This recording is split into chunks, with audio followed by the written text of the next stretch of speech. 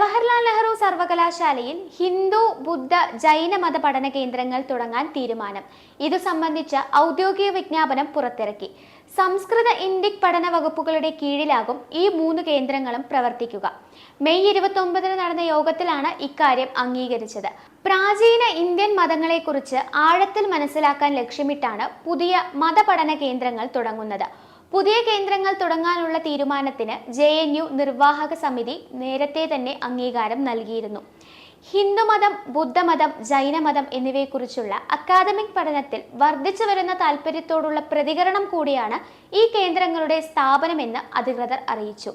2020 ദേശീയ വിദ്യാഭ്യാസ നയവും ഇന്ത്യൻ വൈജ്ഞാനിക സംവിധാനവും സർവകലാശാലയിൽ നടപ്പിലാക്കുന്നതിനെക്കുറിച്ച് പഠിക്കാൻ JNU ഒരു സമിതി രൂപീകരിച്ചിരുന്നു. ഈ സമിതിയുടെ ശുപാർശകൾ അംഗീകരിച്ചുകൊണ്ടാണ് പുതിയ പഠന കേന്ദ്രങ്ങൾ തുടങ്ങാൻ തീരുമാനിച്ചിരിക്കുന്നത്. ഈ പുതിയ പഠന കേന്ദ്രങ്ങൾ ഈ മതങ്ങളുടെ തത്വചിന്തകൾ, ചരിത്രങ്ങൾ, സാംസ്കാരിക സംഭാവനകൾ എന്നിവയുമായുള്ള ആഴത്തിലുള്ള അക്കാഡമിക് ഇടപഴകൽ പ്രോത്സാഹിപ്പിക്കുന്ന പ്രത്യേക പ്രോഗ്രാമുകളും കോഴ്സുകളും നൽകും. ജൈനമതം അഥവാ ജൈനധർമ്മം പുരാതന ഭാരതത്തിൽ ഉടലെടുത്ത മതവിഭാഗമാണ്.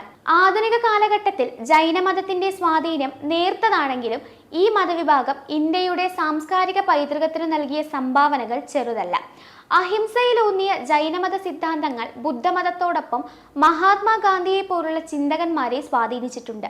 40 ലക്ഷത്തോളം അനുയായികളുള്ള ജൈനമതം പ്രധാനമായും കർണാടക, മഹാരാഷ്ട്ര, ഗുജറാത്ത്, രാജസ്ഥാൻ എന്നീ ഇന്ത്യൻ സംസ്ഥാനങ്ങളിലാണ് സാന്നിധ്യം അറിയിക്കുന്നത്.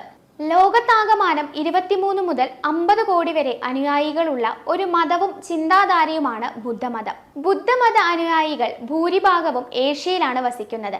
എന്നാൽ പാശ്ചാത്യ രാജ്യങ്ങളിലും ഈ മതത്തിന്റെ സ്വാധീനം വർദ്ധിച്ചു വരുന്നുണ്ട്.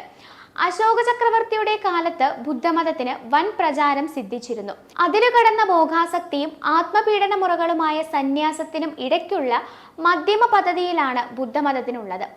സർവം അനിത്യം, സർവം ദുഃഖം, സർവം അനാത്മം എന്നിങ്ങനെയുള്ള അസ്തിത്വ ലക്ഷണങ്ങളിലൂടെയാണ് ജീവിക്കേണ്ടത്. ഇതാണ് ബുദ്ധന്റെ ഉപദേശം. ഹിന്ദുമതം സമ്പൂർണമായ ആരാധന, വിശ്വാസ സ്വാതന്ത്ര്യം നൽകുന്നു. ഹിന്ദുമതം സകല ലോകത്തെയും ഒറ്റ സത്യത്തെ ഉൾക്കൊള്ളുന്ന ഒരൊറ്റ കുടുംബമായി കാണുന്നു. അതിനാൽ ഇത് എല്ലാ വിശ്വാസങ്ങളെയും ഉൾക്കൊണ്ട് ഏകത്വത്തിന് ഭംഗം വരുത്തുന്നവയെ തിരസ്കരിക്കുന്നു. അതിനാൽ ഹിന്ദുമതത്തിൽ സ്വധർമ്മ പരിത്യാഗം, നാസ്തികത്വം, ദൈവദൂഷണം എന്നിവയില്ല. ഏതെങ്കിലും ആരാധനാരീതി തിരഞ്ഞെടുത്താലും ധർമ്മം എന്ന സാമൂഹിക മര്യാദ കൈവെടിയരുതെന്ന് ഹിന്ദുമതം നിഷ്കർഷിക്കുന്നു. അതിനാൽ സനാതനധർമ്മം എന്നും അറിയപ്പെടുന്നു. ഡൽഹി സർവകലാശാല കഴിഞ്ഞ വർഷം തന്നെ ഹിന്ദു പഠന കേന്ദ്രം ആരംഭിച്ചിരുന്നു. ഇപ്പോഴവിടെ വിഷയത്തിൽ ബിരുദാനന്തര ബിരുദം നൽകുന്നുണ്ട്. ബിരുദ പ്രോഗ്രാമുകൾ തുടങ്ങുന്നതിനെക്കുറിച്ചും കേന്ദ്രം ആലോചിക്കുന്നുണ്ട്. നേരത്തെ തന്നെ ഡൽഹി സർവകലാശാലയിൽ ബുദ്ധമത പഠന കേന്ദ്രമുണ്ട്. ഇപ്പോൾ അത് JNUയിലേക്കും വ്യാപിപ്പിക്കാൻ തീരുമാനിച്ചിരിക്കുകയാണ്.